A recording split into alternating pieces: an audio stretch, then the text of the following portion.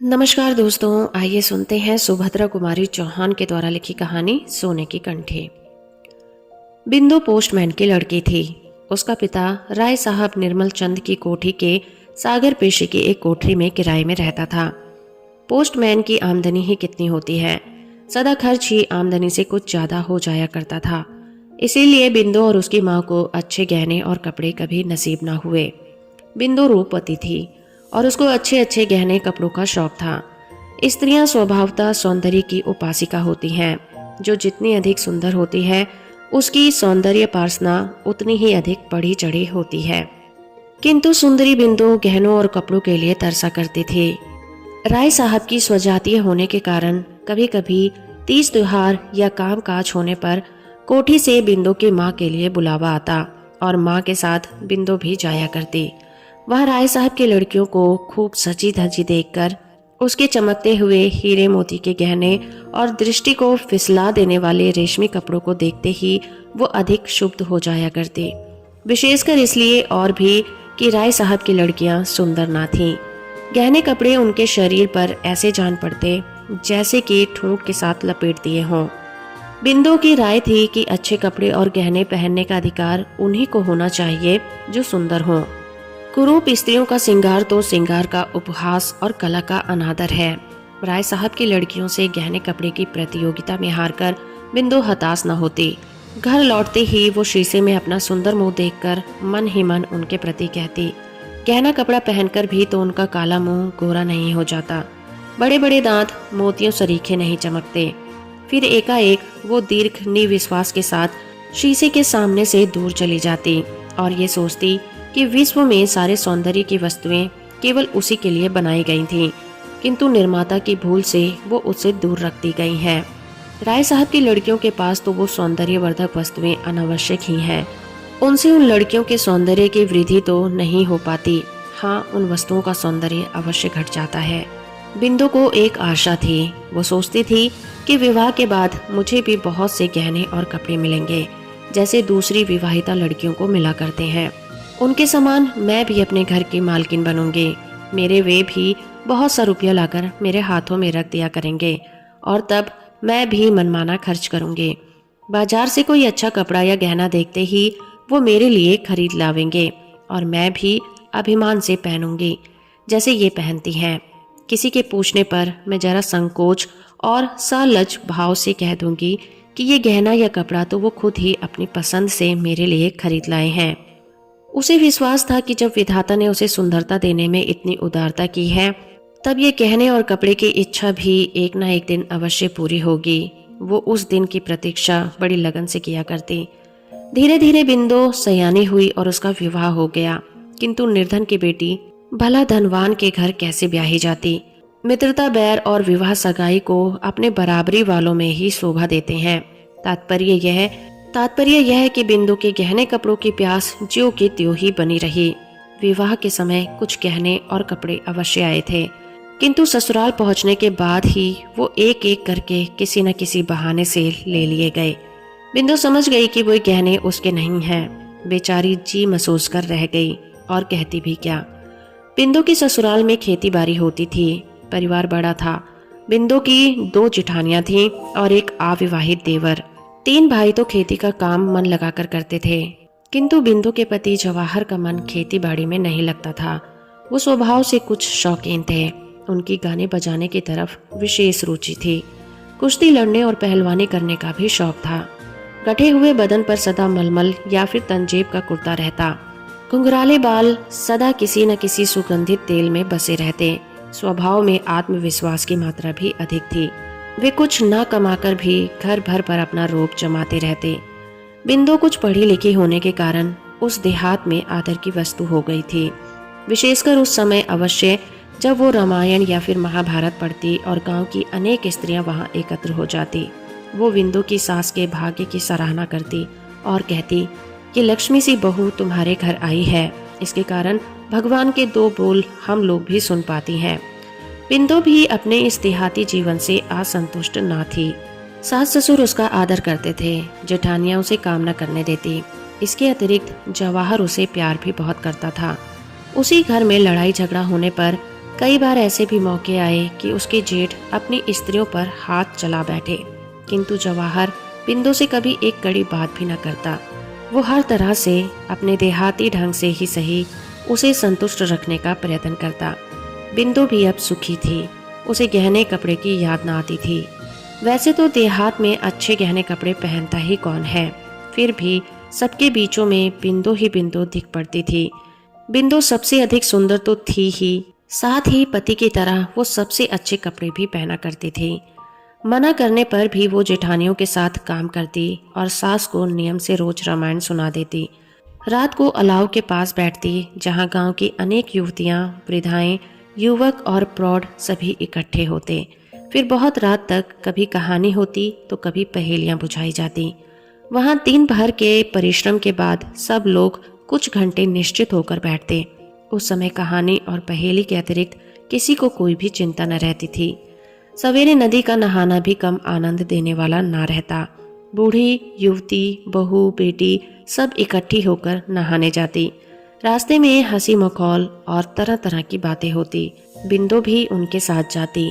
नदी में नहाना उसे विशेष प्रिय था और कभी कभी जब वो बिरहा गाते हुए दूर से आती हुई अपने पति की आवाज़ सुनती, या जब वो देखती कि उसका पति मस्ती की आवाज़ में गा रहा है, खुदा गवाह है हम सबको प्यार करते हैं, गा रहा है, तो उसे ऐसा प्रतीत होता कि जवाहर उसी को लक्ष्य करके कह रहा है। तात्पर्य यह कि बिंदु पूर्ण सुखी थी। अब उसकी और कोई इच्छा न थी। एक बार बिंदु की माँ बीमार पड़ी। माँ की सेवा करने के लिए बिंदु को लगातार 4-5 महीने नैहर में रहना पड़ा। फिर उसकी आंखों के सामने वही राय साहब की लड़कियां और वही गहने कपड़ों का प्रदर्शन होने लगा। उसकी सोई हुई आभूषणों की आकांक्षा फिर से जाग उठी। वो सोचने लगी, क्या इस जीवन में मेरी अभिलाषा कभी पूरी न होगी? तो फिर ईश्वर ने मुझे इतना रूप ही क्यों दिया? किंतु विधि के विधान पर किसका जोर चलता है। राय साहब निर्मल चंद 40 के उस पार पहुंच चुके थे, फिर भी उनमें रसिकता की मात्रा आवश्यकता से अधिक थी। वो प्राय सिनेमा देखने जाया करते थे, किसी अच्छी कहानी की एक्टिंग के लिए नहीं, केवल सुंदर चेहरों को देखने के लिए। उन्होंने सब तीर्थ भी कर डाले थे और प्राय पर्वों पर सब काम छोड़कर भी वे स्नान घाटों पर पहुंच जाया करते थे। किसी प्रकार के पुण्य लाभ की उन्हें इच्छा रहती थी या नहीं, यह तो ईश्वर जाने, किंतु स्नान करती हुई युवतियों के अंग प्रत्यंग की ताक झांक की उत्कट इच्छा उनके चेहरे पर कोई भी साफ देख सकता था। वे कश्मीर और नैनीताल भी अक्सर गर्मियों की छुट्टियों में जाया करते थे, किंतु वे जलवायु परिवर्तन के लिए जाते थे या और किसी उद्देश्य से, यह नहीं कहा जा सकता। वे सुंदर स्त्रियों के पीछे अनायासी मीलों का चक्कर अवश्य लगा आते थे। वे बहुत कुरूप थे, इसलिए सुंदरी की बात तो अलग रखिए। कोई कुरूप से कुरूप स्त्री भी उनकी तरफ आंख उठाकर देखने में अपना अपमान समझती थी। इसलिए प्राय गंदे मजाक करके ही वे अपनी वासना की तृप्ति कर लिया करते थे। उनके अतिरिक्त वे परोपकारी भी थे। उनके घर एक नामी गिरामी वैदराज रहा करते थे, जो राय साहब के मित्रों और उनके आश्रित निर्धनों का मुफ्त इलाज किया करते थे। उनका दवाखाना राय साहब की बैठक से लगा हुआ था। मरीज को दवा देने के लिए राय साहब की बैठक से होकर ही वैदराज के पास जाना पड़ता था। बिंदु की माँ का इलाज भी वही वैदराज करते थे। घर में और कोई ना होने के कारण बिंदु को ही माँ के लिए दवा लानी पड़ती थी। एक दिन दोपहर को जब बिंदु दवा लाने गई तो उसने देखा कि राय साहब के पास एक सुनार कई तरह के गहने फैलाए बैठा है। सहसा एक प्रकार गहनों की प्रदर्शनी सामने देखकर इतने दिनों की सोई हुई बिंदु की गहनों की उत्कंठा फिर से जाग उठी। क्षण भर के लिए वो भूल गई कि वे यहाँ किस लिए आई है। वो उत्सुकता पूर्वक उन फैले हुए गहनों के पास बैठ गई और बड़े चाव से उन्हें उठा उठाकर देखने लगी। उनमें से 3 लड़ की एक कंठी थी जो बिंदु को बहुत पसंद आई। उसने उस कंठी को कई बार उठाया और रखा और अंत में एक ठंडी सांस के साथ वो उसे वहीं रखकर अलग होकर खड़ी हो गई। राय साहब ने भी वही कंठी पसंद की। बाकी गहने वापस करके सुनार को दाम देने के लिए दूसरे दिन बुलाकर उन्होंने उसे रवाना कर दिया। यद्यपि बिंदु की उम्र की राय साहब की लड़कियां थी, फिर भी बिंदु उनकी कुदृष्टि से ना बची रही। उसके इस समय के हार्दिक भाव राय साहब अच्छी तरह से ताड़ गए थे और वार करने का यही उपयुक्त समय देखकर वो हंसते हुए बोले, बिंदु, ये कंठी तुम्हें बहुत पसंद आई है, पहनोगी? एक प्रकार की अव्यक्त आशा से बिंदु का चेहरा खिल उठा, पर वो प्रसन्नता क्षणिक थी। वो गंभीर होकर बोली, नहीं, मैं ना पहनूंगी। गहने गरीबों के लिए नहीं होते। राय साहब बोले, गहने तो गरीब अमीर सभी के लिए होते हैं। फिर तुम्हारी तरह का गरीब तो इच्छा करते ही मन माना पा सकता है, सो कैसे? बिंदु ने पूछा। गहनों की इच्छा तो मुझे सदा से रही है, पर वे मुझे कभी नहीं मिले और ना जीवन भर मिलेंगे, ये मैं अच्छी तरह जानती हूँ। राय साहब धीरे धीरे बिंदु की तरफ आते हुए बोले, जीवन भर की बात तो अलग रही बिंदु, ये कंठी तुम्हें इसी समय मिल सकती है। केवल तुम्हारी इच्छा करने भर की ही देर है। तुम्हारे ऊपर एक क्या ऐसी लाखों कंठियां निछावर की जा सकती है। पर बिंदु, यदि तुम मेरे मन को समझती। राय साहब के आरक्त चेहरे और हिंसक पशु की तरह आंखों को देखते हुए बिंदु सिहर उठी और 2 कदम पीछे हटकर बोली, आप मुझे दवा दिलवा दे, मैं जाऊं, अम्मा अकेली है। उसने इस बात को इतने जोर जोर से कहा जिससे अंदर आवाज पहुंच सके। वो शीघ्र ही दवा लेकर लौटी। उसने मन ही मन सोचा, अब मैं दवा लेने नहीं आऊंगी। राय साहब की नीयत ठिकाने नहीं है। मैंने समझा था कि वो बेटी समझकर मुझे कंठी देना चाहते हैं, परंतु वे तो सतीत्व के मोल उसे बेचना चाहते हैं। चूल्हे में जाए ऐसी कंठी मुझे न चाहिए विधाता। सतीत्व की कंठी से कई गुना ज्यादा कीमती है, किंतु इतने पर भी उस कंठी को वो ना भूल सकी। रह रहकर कंठी उसकी आंखों के आगे झूलने लगी।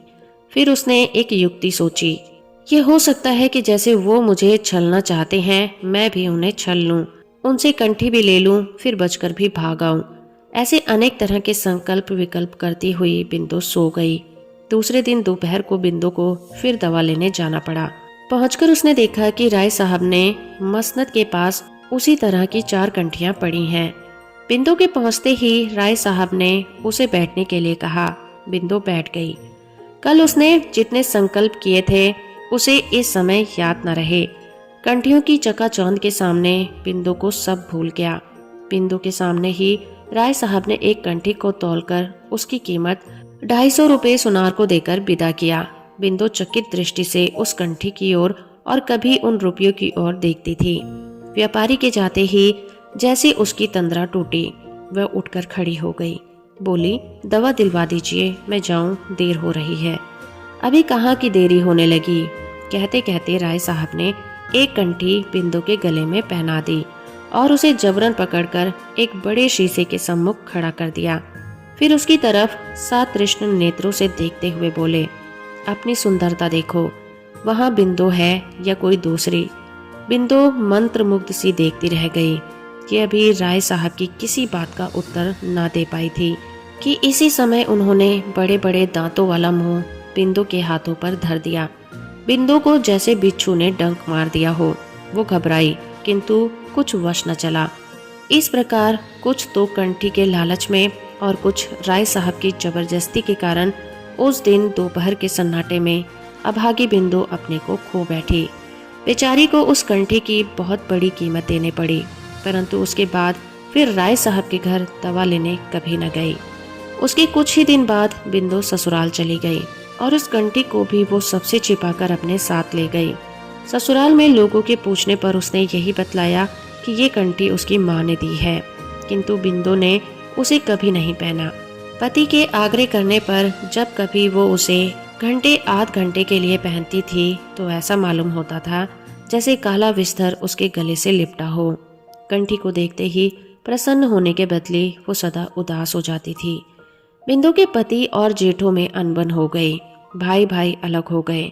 दूसरे भाई तो खेती करके खुशो खुशी आराम से रहने लगे, किंतु जवाहर से खेती का काम नहीं होता था, जिसका परिणाम यह हुआ कि सब लोग तो 4 पैसे कमाकर गहने कपड़े की फिक्र करने लगे। इधर जवाहर के घर फांके होने लगे। अभिमानी स्वभाव के कारण जवाहर अपनी विपत्ति भाइयों पर प्रकट ना होने देता था। अब पहलवानी छूट गई। मलमल तंजेब के कुर्ते मैले दिखने लगे। सिर में तेल भी कहाँ से मिलता, जब खाने के लिए घर में अन्न का दाना भी न रहता। बिंदु से पति का कष्ट ना देखा गया और उसने एक दिन कंठी निकालकर पति को बेचने के लिए दे दिया। जवाहर बड़ी प्रसन्नता से कंठी को लेकर सराफे की ओर गया।